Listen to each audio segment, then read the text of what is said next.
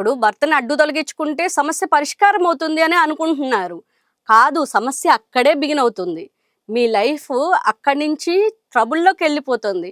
మీ చుట్టూతా మీడియా ఇప్పుడు మీరు చేసిన ఒక్క క్రైమ్ వరల్డ్ వైజ్‌గా గ్లోబలైజేషన్ అయిపోయిన తర్వాత ప్రతి న్యూస్ వరల్డ్ వైజ్‌గా ఎళ్ళిపోతుంది.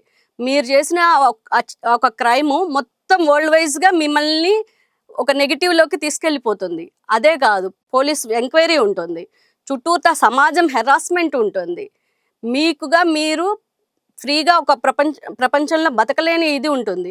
ఇంత మీరు భర్తని చంపాలి అన్న తెగింపు మీకున్నప్పుడు వై నాట్? ఎందుకు మీ పేరెంట్స్‌తో మీరు మాట్లాడలేరు?